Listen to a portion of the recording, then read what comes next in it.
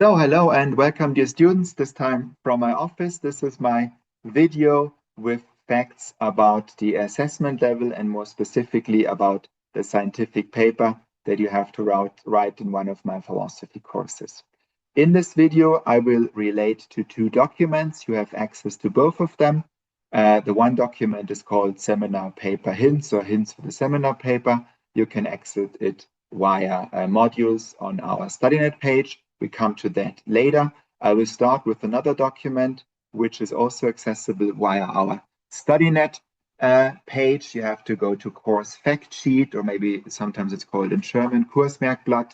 Click there and a general fact sheet will open. And if you scroll down on this general fact sheet, you will find a link that will then open another fact sheet. And this fact sheet is more particularly about the term papers that are supposed to be written in the subjects of philosophy, history, psychology, or sociology. If you open this, please now. If you need more time, just press the pause button and continue. Once you've opened this, you will find there is topic number one, or point number one is called topic selection. And here you already have received, or you will soon be receiving, 4 different possible topics that I chose for your paper. And you can pick any of the 4. It really doesn't matter. You also do not have to tell me. Just pick the one you feel most comfortable with and write your paper on this one. Point 2 on the fact sheet that I am now commenting on. Point 2 is called submission of the term paper. Just read what is specified there. It's not complicated, but please follow the instructions carefully. Do as the administration of our university wants it to be done. And most importantly, upload your paper by the time on which it is due at the very latest. And do not start trying that's like 10 minutes before the due date. Do it earlier to be on the safe side that you have uploaded the document, the paper, on time. This is really extremely important. If you miss that deadline, there is really nothing I can do for you. Even if you then send me your paper by email, and if I then analyze it, correct it, the administration will tell me that they will not accept the grade that I am given because officially the paper has never been submitted. So you have to follow the instructions and you have to be in conformity with the due date. So this is very, very important. If you do not do this, if you do not hand in your paper as you are supposed to be handing it in, and if you do not do it on time, you are in big trouble. Then it's no longer my decision to give you a grade or not. It is then the decision of the administrations, and they have lawyers there, and definitely you don't want to deal with lawyers. And it's also not complicated to do it, right? Do it on time. Be on the safe side here that you have uploaded your document by the time you are supposed to have it updated. Requirements and grading criteria. This is point number 3 on this document. I will say more about this later. Topic number 4, point number 4 concerns the length.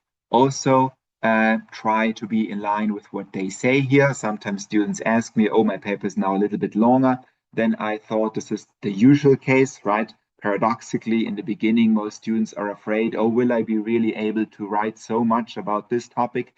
Yes, experience shows you will be. Most of you will have the problem that you want to write more than what is specified in this fact sheet. And in this case, I tell you 10% more than what is specified as the maximum is okay for me. In this case, I will just pretend that I haven't seen that you over exceeded the limit. Same is true for the minimum. Can also be like 10% less, and there is nothing that I will do to you. My recommendation, although, is that you really stick to this character count as it is specified in the fact sheet.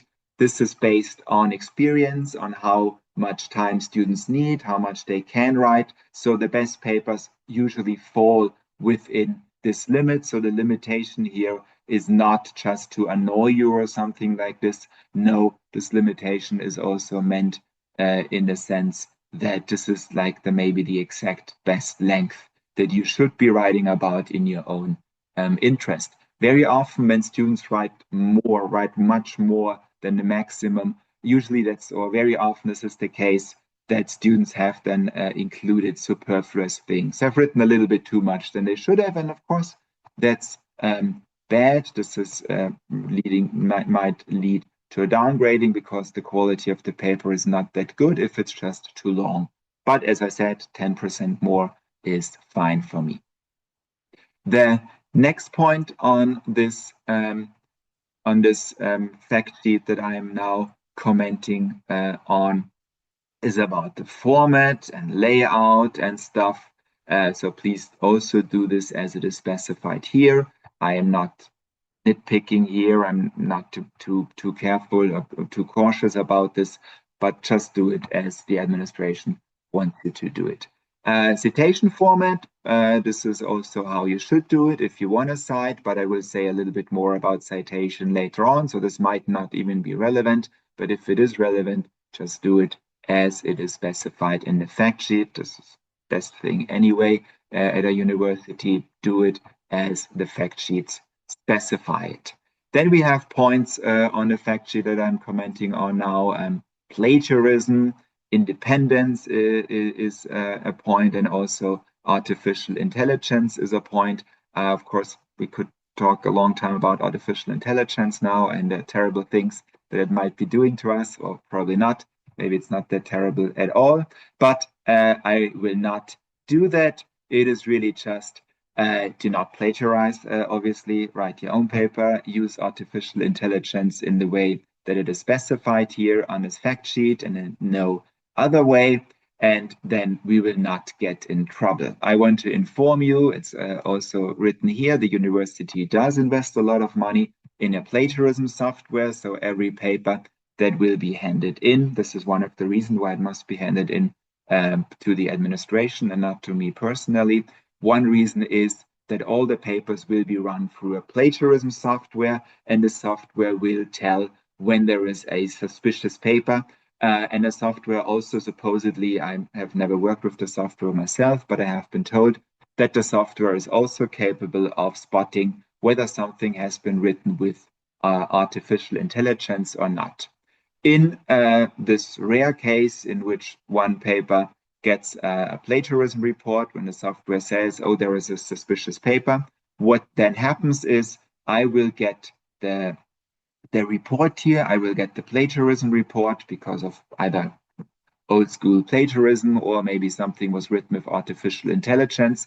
I will then get the report, I will look at the report, and I will decide whether this really is a case of plagiarism or whether something else is wrong. And in the first case, I will decide what will happen to the paper. If it is the total catastrophe and you will get the grade 1, or I will just downgrade you, anything is possible.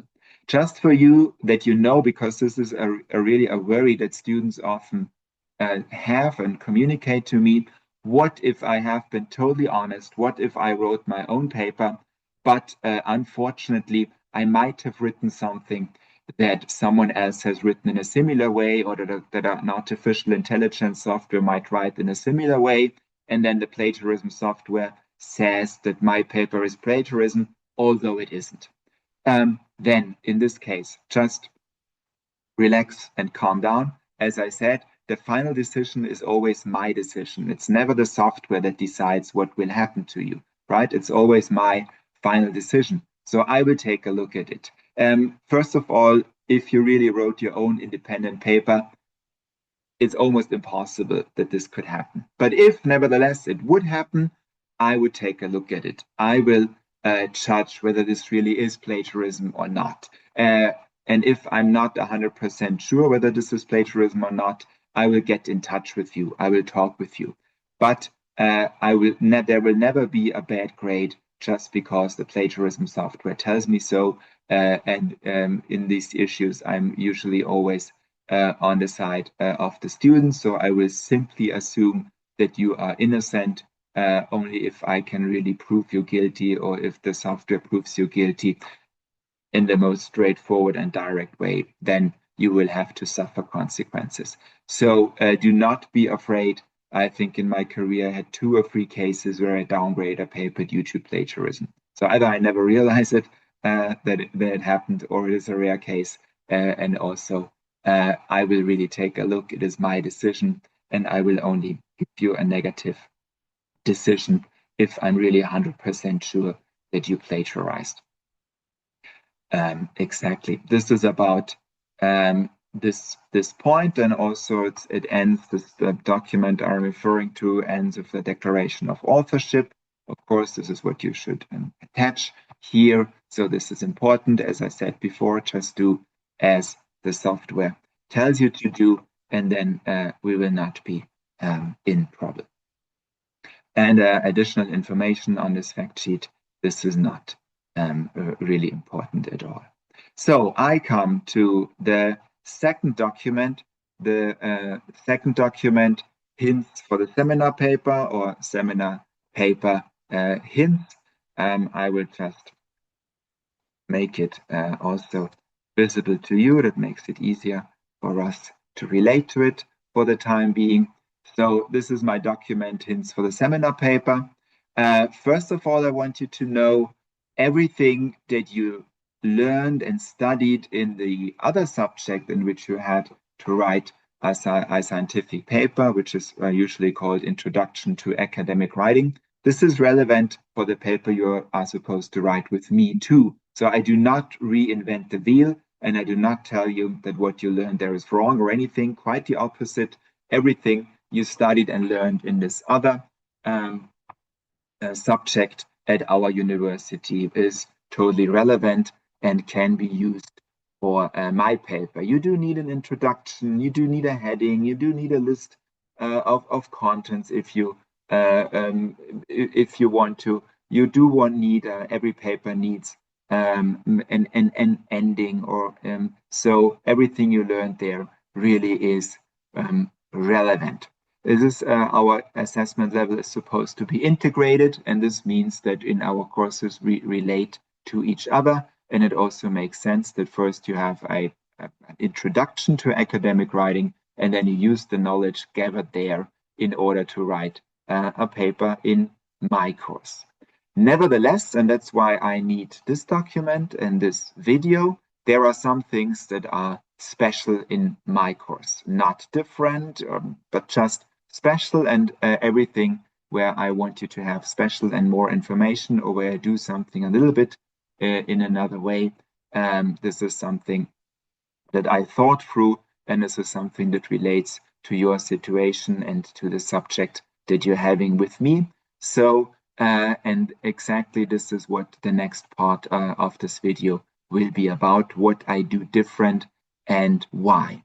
Most of the things I do differently here, a little bit at least, but not fundamentally different, is in order to simplify things for you. And the biggest simplification you can find here on the document, the biggest simplification is what I here call a scientific shortcut.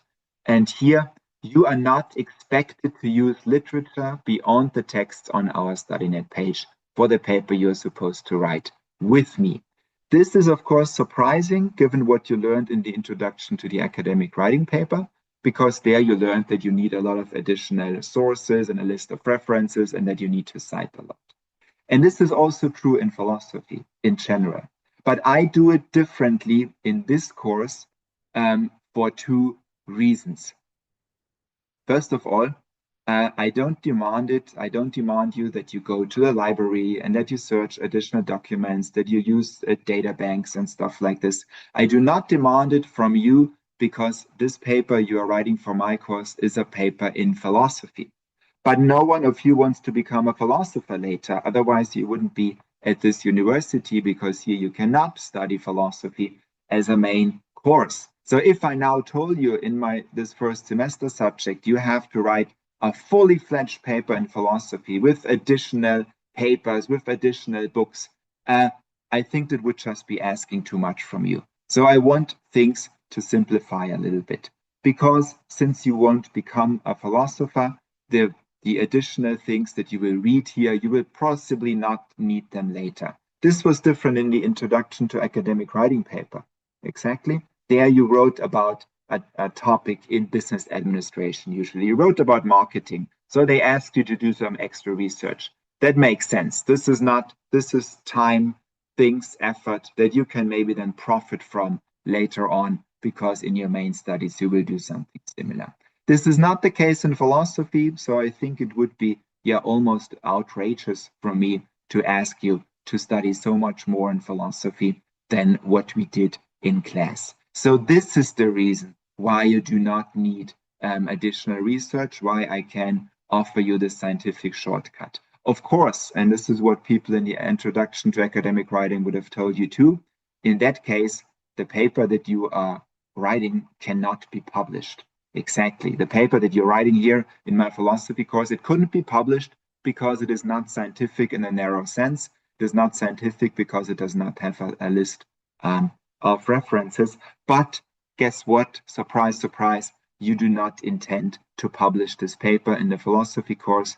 This would be completely utopian that you could write something in philosophy in the first semester that could be published. Hence, you do not need the scientific additional literature beyond the literature that we studied in our course together. So this is one reason why I do not want to send you to the library or to data banks and to get additional literature beyond the ones that we had in class. The second reason is because I think the time is just not enough, right? You are getting the topics in a subject, namely philosophy, that is not your main subject, in which you hear nothing more in other courses, or maybe only very little. And then you have only a few weeks in which you are supposed to write the paper. So I wonder, how would you even have time to find additional literature? How would you even do it? So I also want to simplify things for you. I want to save you some time here.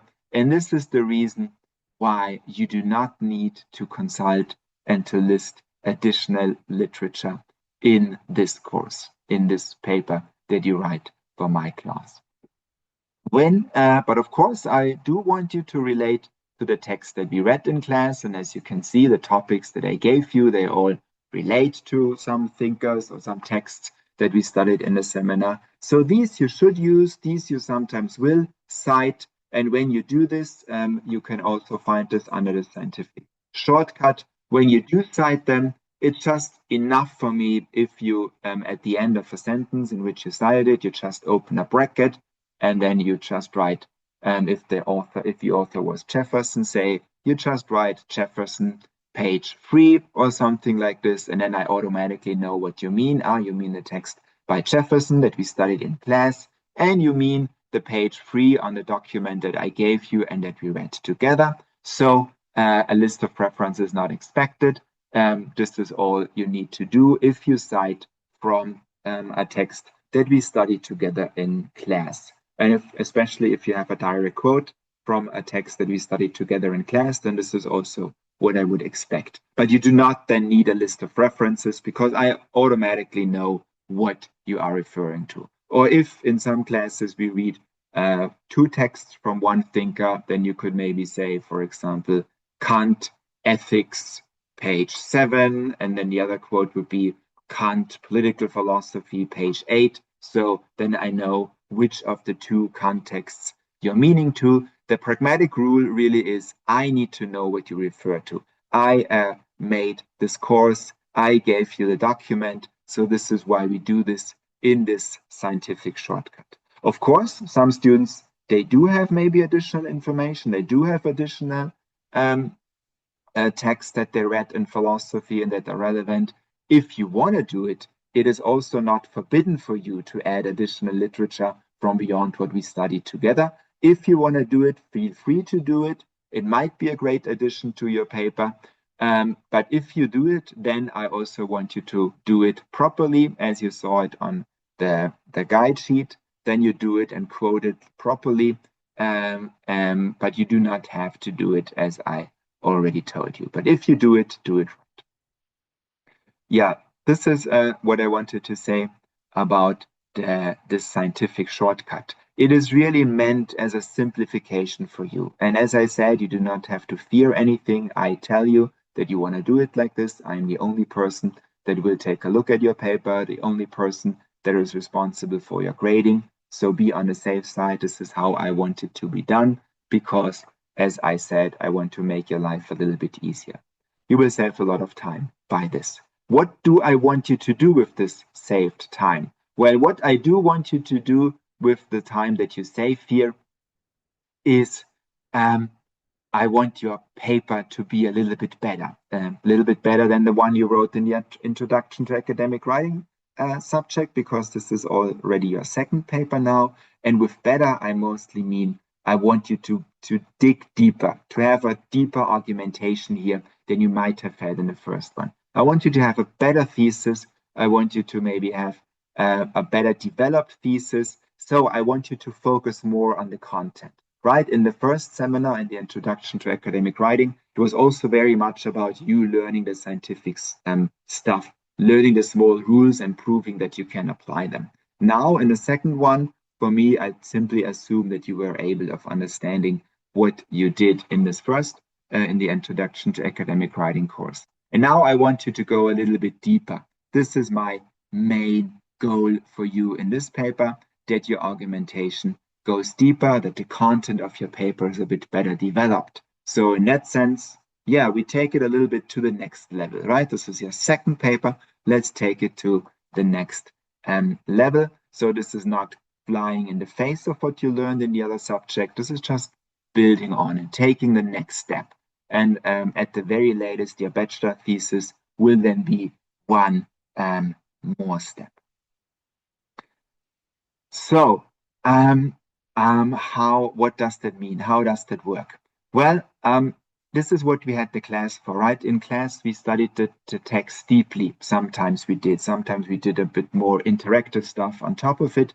But definitely what I want you to have taken away from my courses is how to think deeper about subjects, how to investigate deeper into a topic, how to really relate and deal with a complicated text more deeply. And in this paper, I want you to prove that you are able to do this now. So what makes your paper a good paper? Topic treatment. This is the first thing I want you to know about. Topic treatment here, I mean, you got a topic from me, right? You got 4 of them, then you picked one. And now I want you to know, do not hesitate to narrow down the topic. The topics, as I have given them, they are not fully fledged topics. They are not finished. I didn't finish the topic for you because I want you to have a broader topic, a topic from which you can then work on, in which you can maybe have your own ideas and maybe drive it into a different direction. So to make sure that your topic is one which you are really interested in. So I bet in your intrinsic motivation. So my topics are 4 different topics, and none of them is too narrow-minded, right? They are broader topics. So you work them onwards a little bit. Be creative. If you want to write about something that's a little bit different, but still somehow connected to one of the 4 topics that I gave you, feel free to do it. So adjust the given topic. And also maybe one paper answers one question, right?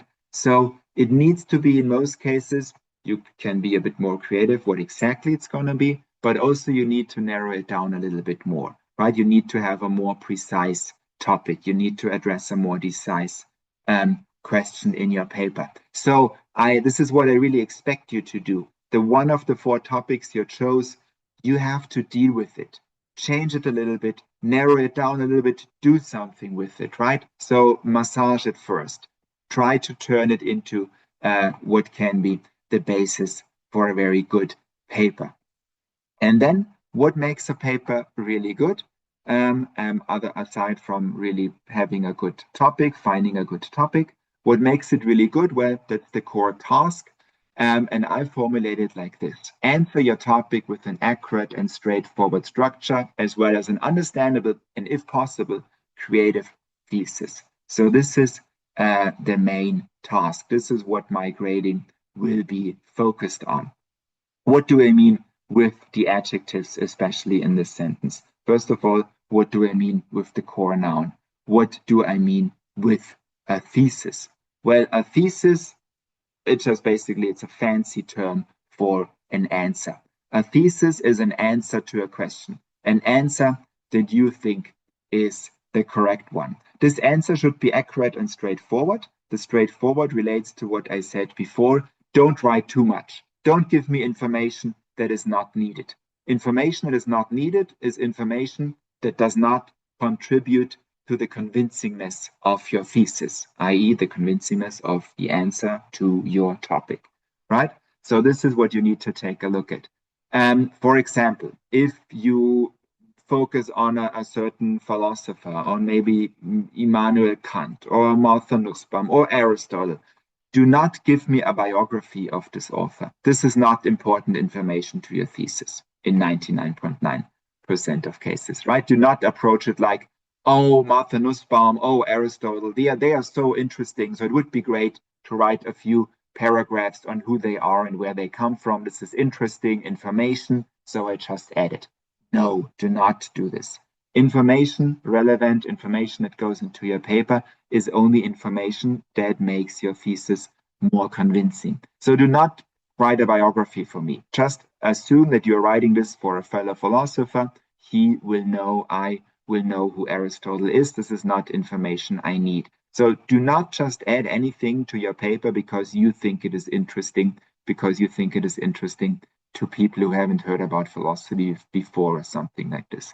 No, focus on your paper. Be accurate and straightforward. And then usually you will not need more than the signs, than the characters that are specified in the character count as it is given in the fact sheet that I was talking about before. Right? So do not write superfluous things in your paper. Only write what is important for me to understand your topic. The paper should be creative. That would be great if you have like a creative thesis, a creative answer, maybe even a provocative answer to your question. This is what the really good scientific projects are about. This is what the really good books and papers are about, right? They are creative. They are your own ideas. They might be even provocative.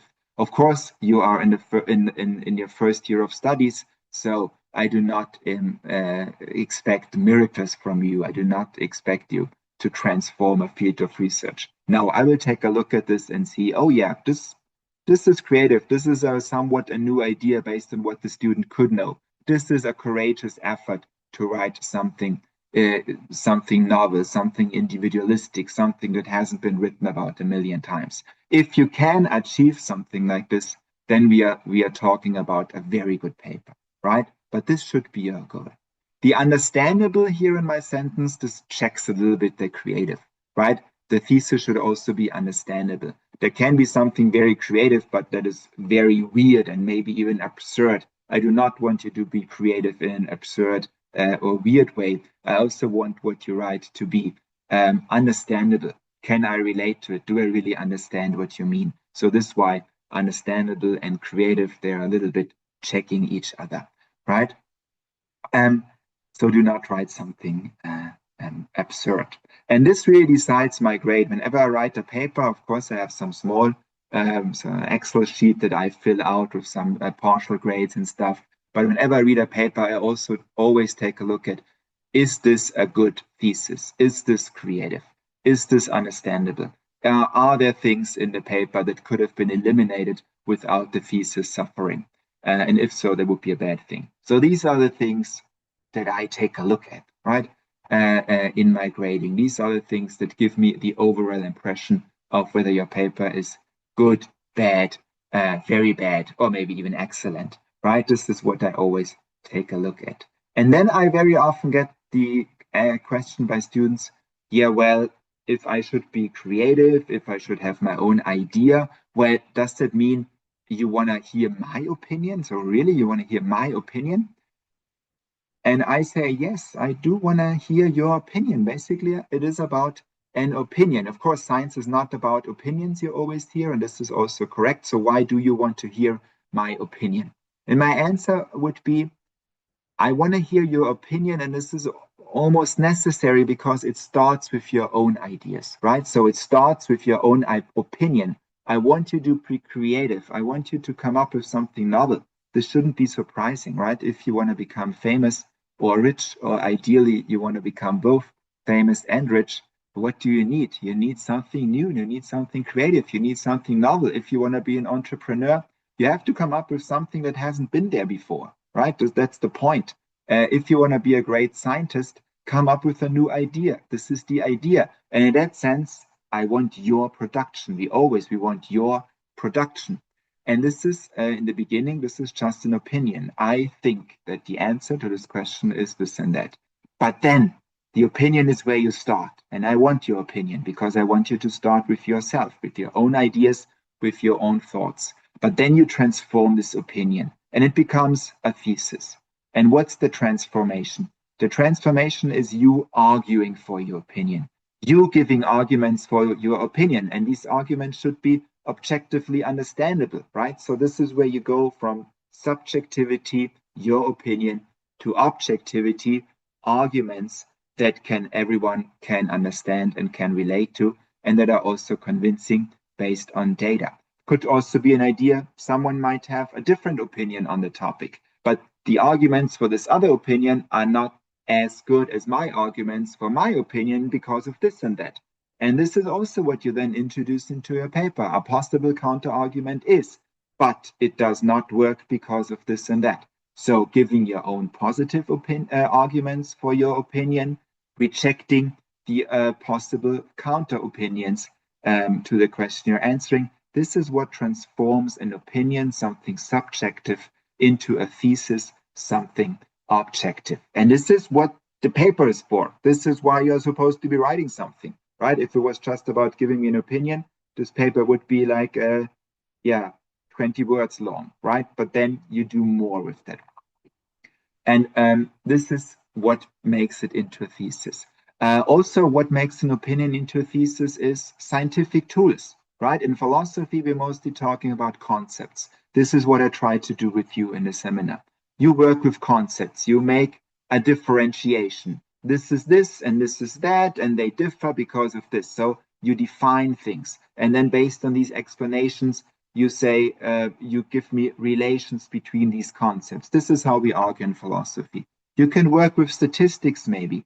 You can create a model as you would do in economics. So philosophy is very open to different scientific tools. So another thing that turns an opinion into a thesis is scientific tools, statistics, empirical evidence, a model, mathematics maybe. But in philosophy, mostly the treatment of concepts as we exercised it in our classes, as we exercised it in our seminars. And if you do that, you transform your opinion, your own idea, into a thesis. And in that sense, I want to hear your own opinion, but I do not want you to stay merely with an opinion, but to end with a good thesis.